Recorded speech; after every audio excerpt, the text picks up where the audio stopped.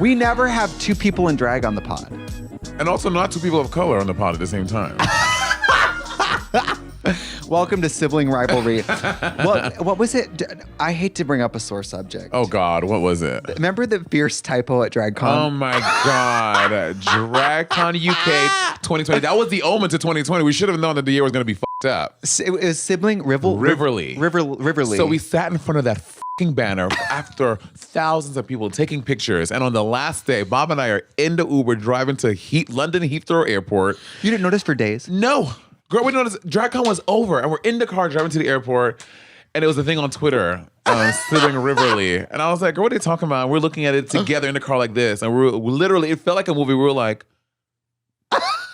girl, Sibling Rivalry for the whole DragCon weekend. It's kind of a slay, though. Because I wouldn't have noticed if people wouldn't have started saying it. Yeah, me either, girl. By the way, leave it to some snot-nosed fucking Drag Race fan to be like, well, actually, it was misspelled. You know what I mean? Don't you have something better to do? Art, bitch. To misspell the name of my podcast. Yeah, bitch. You don't know about my art? Well, these are the same people who would be like, they watch Drag Race and they're like, here's what I would have done.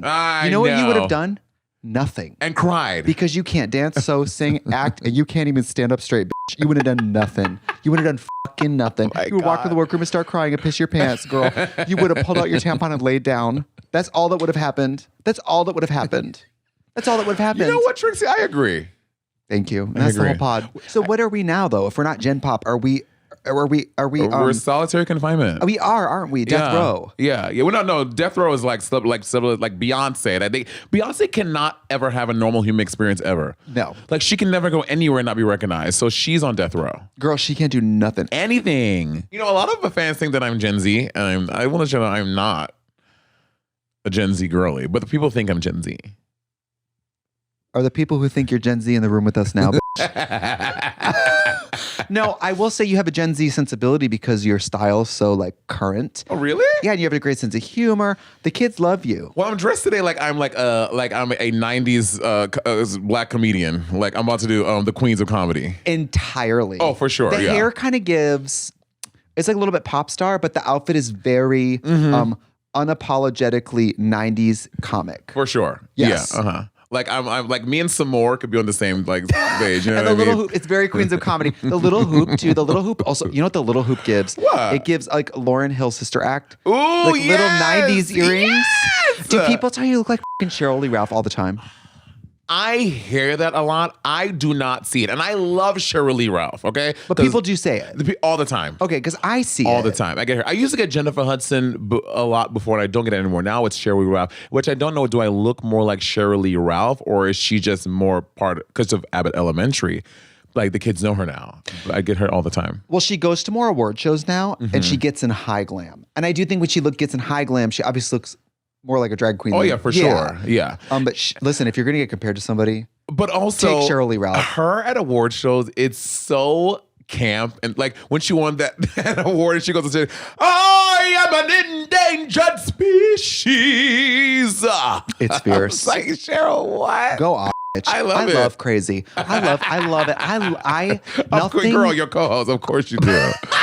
You obsessed I know. with I work crazy. with her. I'll tour with Tammy Brown. Like I only collect the craziest among us, and I'm like, come on, because I'm trying to look normal. DL men were my thing for years. Like before, I believe it. Oh, girl, from like 14 until I was like 28, I was with DL men only. Right. Like DL dudes. What did you like about it?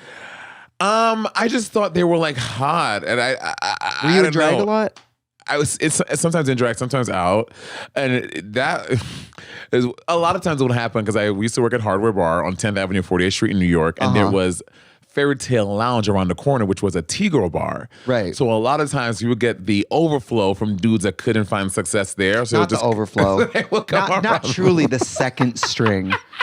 I didn't care. I didn't have luck at the T-girl bar. What is it? Fairy Tale Lounge. Fairy Tale Lounge. So I'm going to saunter around down to industry. What the f*** you just Hardware. said? Hardware. Literally And hardware. go talk to Miss Money Exchange in her goddamn bus driver wig and say, what's up, girl? And you know me, so I would do my show Saturday, and I would do my one-woman show myself for 2 hours. You see me after a sweaty show. A sweaty, disgusting, molten drag queen, right? It looks like, you know when cookies just start to bake in the oven? And on the surface, they look wet. Do you know what I mean? Where the whole surface looks glazed. And then when it's done cooking, it looks right. But for that moment, girl, you were giving easy bake oven. That is the most accurate description. Because those New York bars, too, 500 degrees. And the walls are wet because there's so much condensation. It's so wet inside. They give you a drink, and by the time you get to your table, the ice is melted. You say, okay, yes, great. 100%. So after my gigs like that, they would come over and I would, finish my show. I would, mingle in the bar because you got to do it so you get your paycheck until you get your paycheck. And that would get one's eye. And almost every Saturday. And then, I'm in drag. So I get in my car, we would drive it to my house together. And then now I am on my knees sucking this guy's dick, right? Because I'm not bottoming. Because then I have to, if I'm going to bottom, I'm gonna have to go in the shower, take off all my drag, douche. Like, I'm not leaving you alone in my place for that amount of time. Absolutely not. So this one particular time, I'm like on my knees, blowing this guy, like going in on the dick, right? But if y'all don't know, under this wig, I'm a balding man. I'm not bald. I'm balding. Like, bitch, Fred Sanford, right? You know what I mean? So Pangea. It's the continents kind of shaped out on the head. Like, they haven't broken apart yet, but it's coming. And I didn't shave my head that day, but I had this long bang piece wig on, and I'm sucking it, and my apartment is hot. It is sweaty. I am dripping. I am just water everywhere, and I feel the wig sliding, and I'm like, because I am in the zone. I am going ham. The ejaculation is around the corner. If I just stay steadfast and work hard at this, is going to happen. You trained for this. Girl, I trained for this. So I'm working and I am sweating. And I feel the wig slipping down. And the wig slips off. And there's a balding man sucking this man's and I just look up at him and he just goes, keep going. And then, so I just continue. My wig is on the floor. Just a wet, sweaty mess. And he finally comes and then he goes home. And that would be my routine. And that's how you met Bob. That's so beautiful. Oh, God. You're the one who prank called me earlier. And I have to say, you were so sweet and so supportive. Because Trixie is that's really the good kind of person, friend I am. y'all. She's a good person. So I did this thing for Elle where I prank call her friends. And I called her. I was like, yeah, girl, this is the craziest thing that has ever happened to me. I haven't even told Bob yet. I'm like calling you because I really respect you and country music. And I was like, I have to Beyonce is doing a Texas Hold'em remix and they want a queer lens. And they asked me to be on it. Tricia's like, Monet, shut the f up. That's amazing, girl. And I was like, okay, I did a little snippet of the verse. Can I sing it for you? She's like, yeah, sure. First she goes, I want, because you like country. And I said, well, you know what, girl, no one owns country and you just got to make it yours. You got this, girl. You did. I was so actually almost out of character, helpful. And then this started singing about her scrotum, her actual scrotum. I forgot what I was like, this ain't Texas. I got a scrotum. It's hanging down, down, down, down, down. I was filming my YouTube video on the call on the speakerphone. So I have video of the whole thing. Oh, yes. I love that. And I'm like, okay, did you say scrotum? And then I'm like, you know what, girl? It's a big swing to start singing about scrotum. And then I was like, you know what, girl? I have my guitar here. Why don't you come here and we'll work on it? You did. I thought that was so helpful. And then she goes, I'm f***ing with you. It was, I was like, so nice. You are such a sweet lady. I was literally in the thing. I was like, it was very sweet. Well, I would never do that to you. I would never prank call anyone. I was on Crank Anchors. I did prank call a bunch of people. Oh my God, did you? It was so difficult. One of the hardest jobs I've ever had. Really? Prank calling people is hard. But you know what, girl? You're f***ed up. I am f***ed up. You know, I was thinking of you because you love Survivor. I love Survivor. And do you nut for the traitors? It's so good. You nut for it. Oh, I love it. I live for it. And you would be great at it because I think, no tea, you're a lovely person. I think you would be good at lying. I would be. You'd be a good traitor. Traitors. I would be a great traitor. I don't think you would slip up once. But the traitors, though, I'm watching UK traitors. They are going through it. They are crying. They're like, this is the hardest thing. Like, they look like they're having a horrible time doing the show. I don't think it looks easy. Yeah, it looks hard. It does look very hard. David's been watching it and he's like, you should do it. I'm like, I don't have the constitution to on camera in front of a group of 12 straight celebrities, all straight people. Because if you and I would be cast, we would be the gay person. Oh yeah, for It'd sure. be all random straight people. Yeah. Most famous drag queens in the world, and then someone who went home first on Top Chef 8 years ago. Literally. And once the heat was on me and they'd be like, are you a traitor? I'd be like, no. Like, I would not be able to handle it. I didn't even like that on All Stars of like the lipsticks. I don't the lipstick thing. I don't like secrets. I don't like.